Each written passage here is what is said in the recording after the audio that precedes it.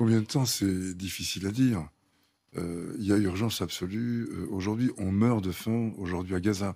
On ne meurt pas encore en masse, mais le fait que 80% de la population de Gaza, selon la classification IPC, 80% de la population de Gaza se trouve dans les stades 4 et 5, c'est-à-dire les stades maximum de pénurie alimentaire et de début, de commencement de manifestation de signes cliniques liés à la faim, de l'amaigrissement, des vertiges, des insuffisances respiratoires, des insuffisances cognitives.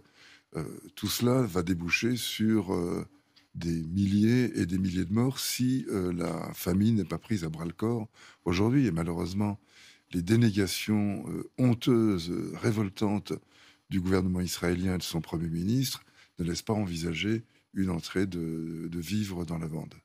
La Cour internationale de justice avait placé le blocage de l'aide alimentaire parmi les critères qui pouvaient permettre de qualifier les crimes commis par Israël dans la bande de Gaza de génocide.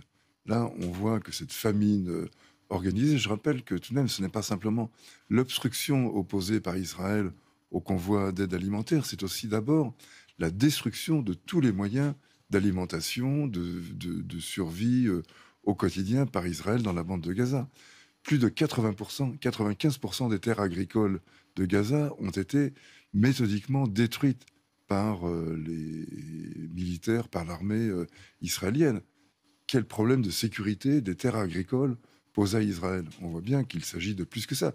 Il s'agissait d'une volonté d'affamer délibérément la population palestinienne, et cela, ça entre directement en compte dans la qualification de crimes contre l'humanité et de crimes de génocide. Donc, en effet, Netanyahou a déjà à en répondre. Naturellement, il va tenter, et il y arrive avec succès, d'échapper à la justice.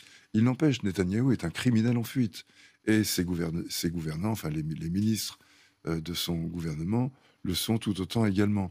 Mais s'il y a incrimination de génocide, et je pense que c'est une incrimination justifiée, je le pense non pas parce que je suis un expert, je suis médecin, moi, je ne suis pas juriste, mais parce que de très nombreux experts juridiques, spécialistes de droit international, spécialistes de droit criminel, de droit pénal, le pensent, et parce que des historiens, y compris israéliens d'ailleurs, spécialisés dans les questions de génocide, de la Shoah, le pensent également.